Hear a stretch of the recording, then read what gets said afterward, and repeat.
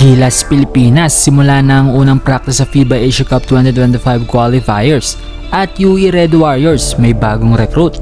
Nawala man sa Red Warriors ang ace player nilang si Ray Remogat na may average na 16 points, 6 rebounds, 9 assists at 2 steals per game, mukhang nakakuha naman sila ng kapalit na ito. Mas matangkad at mas veterano ang 6'2" point guard from Simon Fraser University na si David Penny, isang NCAA Division II na nakabase sa Canada. Dati niya rin kakampi dyan ng ngayon player na ng UE na si Hunter Cruz-Damont.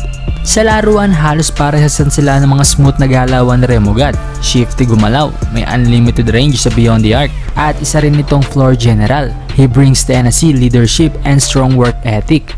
May average na 12 points, 3 assists at 3 rebounds sa kanyang senior year. Dati ring MVP to sa kanyang junior days. Talagang may ibubuga din tong si David. Kung sa pagalingan naman kumpara kay Remogat, hindi pa natin masasabi yan mga brody. Pero sigurado akong malaki ang maitutulong nito sa UE ngayong season 87. One and done ang mangyayari kay Penny mga brody. At matapos naman pwede na siya magpa-draft sa PBA. May mga rumors din na sa pag-aalis ng 6'7" forward na si Luis Pablo sa UP, maaaring umalis na rin ang best friend nitong si Seven Gagate. At may mga balita na posibleng sumunod din ito kay Pablo sa Green Archers o maglaro sa UE Red Warriors. Kung ako ang tatanungin mga brody, mas okay na maglaro siya para sa UE. Doon talaga lalabas ang tunay niyang laro, di ba? Kung sa US NCAA kasi, lumilipat ang mga player dahil sa limitadong player time na nakukuha nila. Pero dito sa atin, kahit doon ka nakilala at lumakas, may chance pa rin na lumipat ang player dahil sa mga magic offer. At para naman sa ating Gilas Pilipinas, heto at nakita na ang mga player na sumama sa unang practice ng ating national team.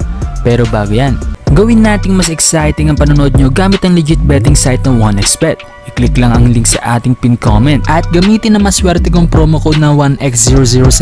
Tayaan mo ang paborito mong koponan sa NBA, sa PBA o miski sa ibang sports ay pwedeng pwede. Nanalo na ang paborito mong team, kumita ka pa.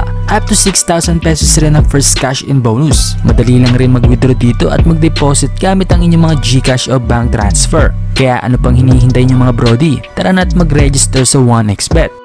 10 sa 12 player ng Gilas ang dumalo sa unang practice ng Gilas. Sila Scottie Thompson, Chris Newsome, Calvin Oftana, Jamie Malonzo, Kevin Kiambao at Justin Brownlee. Present din ang mga Billig Boys na sina Carl Tamayo na naunang umuwi, Kai Soto at Dwight Ramos na mga kakauwi lang ng Pilipinas. Sumama rin si AJ Edo para makitira-tira habang hindi pa ito pwedeng sumali sa pinaka-training ng Gilas dahil sa kanyang injury. At ang mga absent naman na galing mga PBA finals na si Junmar Fajardo at CJ Perez. Nakita din sa practice sila LA Tenorio at Coach Wichiko bilang parte ng coaching staff ni Coach Tim Cone. February 22 opisyal na magsisimula ang unang qualifiers.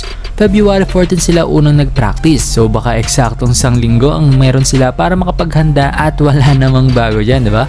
Pero dahil sa mga player na parte ng Asian Games, posible din namang hindi ganong kagulo ang laruin ng mga pambato natin.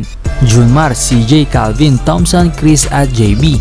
Pwede rin yan ang gawing first 5 o pang-diinan kung kailangan iran ng tama ang sistema ni Coach Tim.